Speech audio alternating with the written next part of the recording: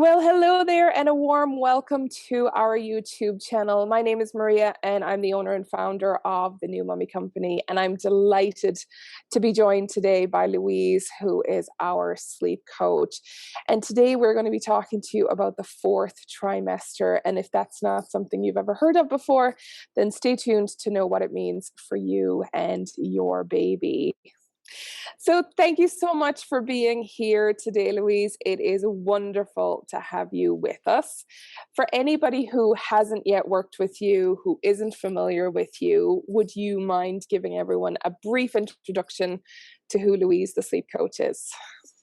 Certainly. Hello, everybody. It's lovely to be here. I'm the sleep coach, and I work with families to ease their little ones into much better sleep. I am by default a gentle sleep coach, so I always choose for every family the most gentle route that I can to get little ones sleeping better. And that's different for every family, it's different for every baby. It's no one size fits all. But what I do is I work with you. I come into your home virtually and I hold your hand. I look at what's going on for you sleep-wise. I look at where you want to be sleep-wise, and it's important that it's for you and not just this is what I think you should be doing. It's your journey. And what I do is I look at where you want to be and I make the changes with you as a team to get your little one sleeping much, much better. And by default, you sleeping much better as well, which is what we all want. Absolutely, exactly what we want. So in terms of age groups then, Louise, what are the age groups that people would typically work with you? I tend to see certain age groups where I get blocks of parents coming to me. So I typically see it at around sort of 4 months, 5 months, 6 months. I get a lot of inquiries. Again, at around 8 or 9 months, it comes again at 12 months, again at 18 months. And then I have a block over the age of 2 where there are all kinds of shenanigans going on and and it's fun. But there are lots and lots of different things going on at that age. So there tends to be periods in a baby's life where sleep becomes a bit sticky. And parents tend to reach out at this time. So it's different for every baby. So if you have an amazing sleeper right now, great, I'm really happy for you. But if you have a not so amazing sleeper, it's okay. Nothing's broken. It's just the way things are. And sometimes it is just part of their developmental milestones. As they're approaching milestones, that sleep can get a bit funny. Absolutely, yes. All these points that I have parents coming to me, you'll generally find that there's some kind of developmental thing going on, and it isn't that sleep is broken or sleep is the problem. It's something else that's just affecting sleep. It's the fallout from development. Right. Perfect. So today we want to talk about the fourth trimester, and that might be a term that as a parent, whether you're expecting right now or you've already had your baby, you may not have heard of the term. It's a term that in the industry, we tend to use it to describe specific babies. But Louise, how would you describe the fourth trimester, and who does it apply to? Okay, so the fourth trimester stems from this idea that we're actually all born a bit too early. That developmentally, Mother Nature has decided that we actually need to leave our mother's bodies before we're really ready. And this is why we have our little babies that arrive and they're like little birds and they don't really do a lot for a few weeks. They're just kind of there watching the world go by. And the idea of the fourth trimester is that it's actually a continuation of the time inside a mother's body. So we have the 3 trimesters of pregnancy. And then the fourth trimester is the first 3, sometimes 4 months of a baby's life, where we really need to just see it as an extension of that time within us. So we need to think of it as recreating the womb environment, recreating that snugness, that closeness that babies have enjoyed inside us as mothers, and just continue doing that for those early months while they're sort of discovering the world, why they're experiencing all these new sounds and smells and tastes and all this thing that they didn't have inside us. It was a very different world. So we just spend these first 3 to 4 months doing that. We're just recreating that environment, easing our babies into the big world before then they can start to do more exciting things. So you talk about easing them into life outside the womb. So obviously in the womb, it was pretty dark. It was very cozy. It was a constant temperature. We had mom's heartbeat. We had that, sort of snugness that, almost like a permanent swaddle. Yes. How do we prepare babies for life outside the womb? And what can we do to sort of ease the transition to make it easier for babies, but in turn, make it easier for parents to cope with those early weeks and months of a baby's life? Yes. So, as you said, it's about recreating all the things that they experience within the womb. So, what we aim to do is keep that snugness. And we can do that through, firstly, during the day, we can carry our babies, we can hold our babies, we can keep that contact, that closeness that they enjoyed within us. We continue that. So the use of a baby carrier is brilliant, or a sling, whatever works for you. You can keep your baby close, and often it's the older generation say, oh, you're creating a big problem here by carrying your baby all the time. They'll expect it all the time. It's a real problem. They should be in their crib or in their bassinet or the stroller or whatever. It isn't actually the case. Babies are used to that environment. They've been used to it for the 3 months that they've been growing within, 9 months have been growing within us, the 3 trimesters. And we need to recreate that. And they are happier that way. They feel more secure that way. And it's really very, very positive for our babies if we can do that. So during the day, we can do that. During sleep periods, we can also recreate that with the use of a swaddle. And what the swaddle does is it gives that kind of that pressure on the shoulders here, that hug around the shoulders. Now, it's important that the hug is around the shoulders and not around the hips. So we keep the hug here. So the swaddle is really very nice here with a lot more movement in the hips and legs. And again, what it does is it signals to a baby, this is something familiar to me. This is what I enjoyed inside my mother. I feel secure. I feel safe. I feel calm. It's okay. I can rest and I can go to sleep. That's the aim. So that's the first way that we can recreate that environment. The second way we can recreate it is actually by having noise. Now, the womb was not a silent place. We had noises that we all enjoyed as babies of blood rushing, of digestion, of outside noises, of general movement noises. It was a pretty noisy place. So when babies enter the world, yes, these noises are here, they're at a different volume often, but they still need to have some kind of background rumble to feel secure and happy and for it to be familiar. And this is why using things like white noise can really help at this age, because it recreates that hiss. So with blood rushing through it, it's a constant hiss of the blood coming through the placenta. It's a very familiar sound. And if you can add that to sleep times, it's miraculous how babies can go from, I'm not happy, I don't know what to do. You switch on the white noise, you pop them in a swaddle, and all of a sudden you just see babies go, this is amazing. Yeah. This is amazing. I like it. And it's really important that when we do this, that we practice a little bit. So we don't just do it when our babies are losing it because they're really tired.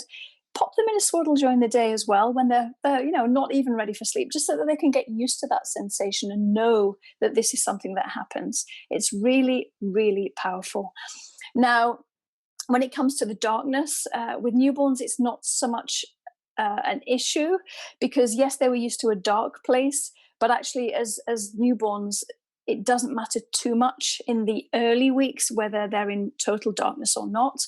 But once we reach sort of 8-9 weeks, it is super important that we then create this dark environment for them. Firstly, because it is a secure environment, a snug place for them to be, but also it helps with the production of melatonin that starts at around this age. So if we can take our babies out of light and into dark, it then helps with this process of converting serotonin, which is produced during the day, into melatonin, which is produced in darkness. So if we use that darkness, it really helps as a powerful signal. So we have the swaddle, we have the white noise, we have the environment that is conducive to sleep.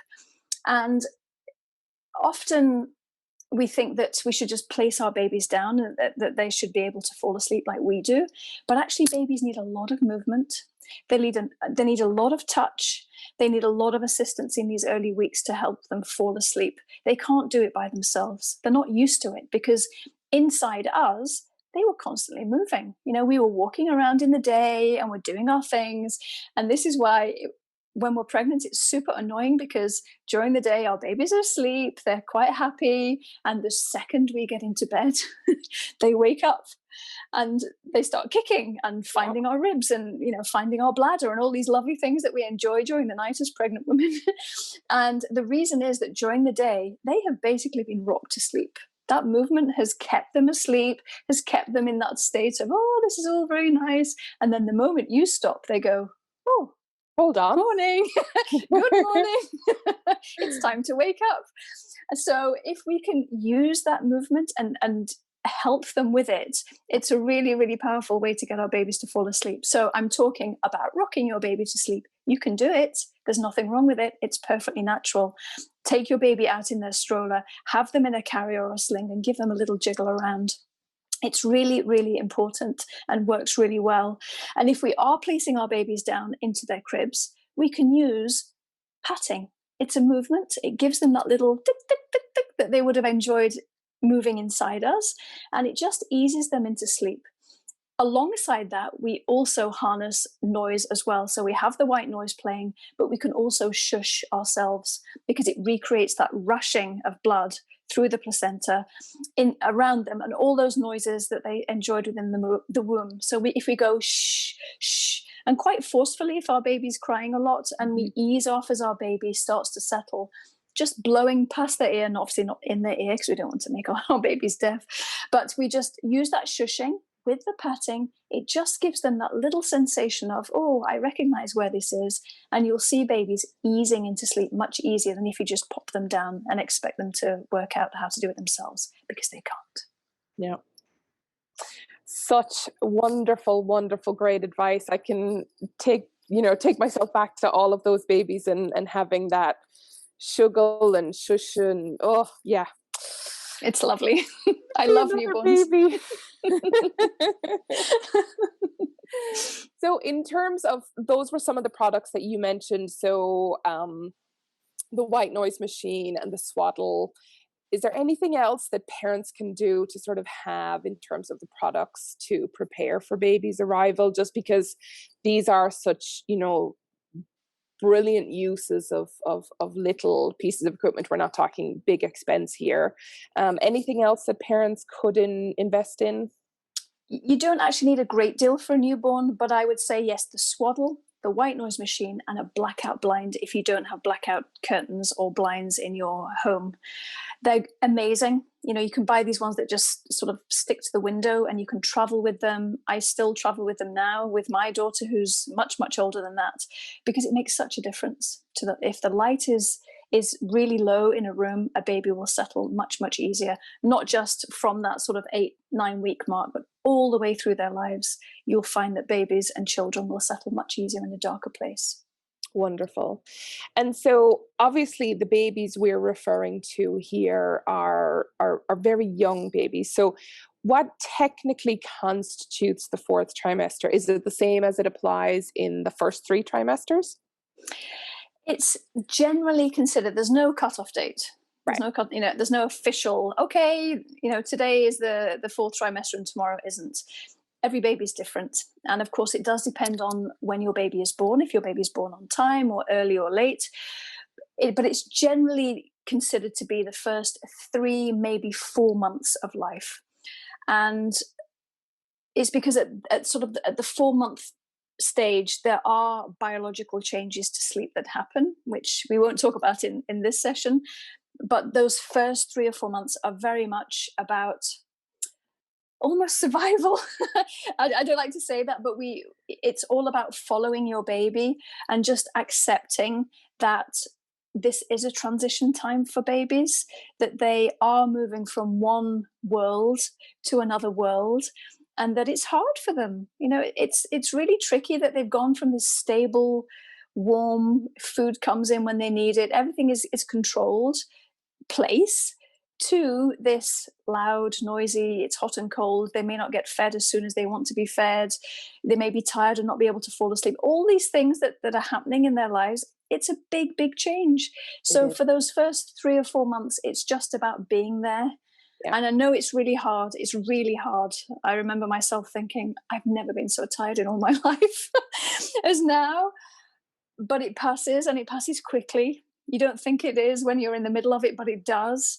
And it's just about keeping things as constant as you can for your baby, keeping that womb environment as constant as you can for your baby, not listening to the people that say to you, you're doing it wrong, that it's spoiling your baby. You cannot spoil a newborn. You cannot hug a newborn too much. You cannot hold a newborn too much. You cannot be close with your newborn too much. And you cannot assist them too much to fall asleep. And if they do need lots of assistance, and you find that at 3 and 4 months of age that, this is maybe becoming an issue for you, everything could be changed. Nothing is set in stone. Everything that we do in these first 3 or 4 months of life are just there to make life happier for them and easier for them. So just throw away the guilt. Just enjoy it as much as you can, and get a bit of sleep yourself if you can. I know it's easier said than done. I know. It is just purely about survival. Those early weeks and months are just about survival. So speaking of survival, Louise, if somebody is having a tough time, obviously, there's specific ages of our babies that are suitable to sleep training. But if moms are really having a rough go with the 4th trimester, with those very tiny babies, they're obviously not ready for sleep training. But are they the types of babies and moms that you can support outside of what would be categorized as sleep training? Yes, absolutely. I support many, many families at this time. And I find that the work that parents do at this time, even if they think it isn't a lot, it actually is. If you do the things that you can do at this age to lay the foundations of sleep, we find that as babies become older, you need to do less to then make the changes. So if you can look at the environment, if you can introduce swaddling if you're not doing it, if you can introduce white noise if you're not using it, if you can get in place some kind of loose rhythm to the day, I'm not talking about super rigid stuff here, because babies don't do it. We can aim for babies to do things at this age, but they generally decide that they want to do something very different. But if we can follow our babies, if we can look at them, and if we can learn what the tired signs are and act on them quickly before babies go from tired to overtired, if we can start to see what those signs are and follow them, then we can get that rhythm in place, and we can then get napping happening as well as we can expect, and get bedtimes nice and early so that they're ready, so that when babies are at an age when we can be more structured in how we approach sleep, things are already in place. It's all about foundation work at this age, and it's very, very gentle. It's pretty unstructured. It's very intuitive, and it follows a baby's cues. So there is a lot we can do, even from sort of 4 weeks of age is the youngest that I have worked with babies. And at this stage, it really is about environment, making sure that feeding is okay and in place. And if there are any issues, we get those checked, making sure that swaddling is being used and used correctly, that this rhythm is being found and then respected, and that we know what any particular baby's signals are, because some babies are great at telling you that they're getting tired, and some babies go, I'm really, really happy, bang, I'm super tired, I need to go to sleep like in the next minute, or it's going to spectacularly fall apart. So it's knowing the baby and helping a mother and a father to see what is going on with their baby, feel their way with it, and then do the things that need to be done to ease them into a better rhythm. Of course, yeah. Well, again, wonderful suggestions. And of course, the 4th trimester doesn't just apply to baby, it applies to mom too, in that she's going through a big transition. She's going through her own adaptation, whether it's becoming a mom for the first time and having to learn mammoth amounts of information, getting to know her baby, or whether you're adapting to life with a second baby or a third baby. It is a huge transition for you too. Any sort of suggestions on how mom can support herself in these, early weeks and months? Yes, it's very much about being kind to yourself. I think as a society, we have lost much of the support that mothers should have. And I don't talk about shoulds very much when it comes to baby sleep, but this is one thing that I'm super passionate about, that in many ways mothers are left to just get on with it.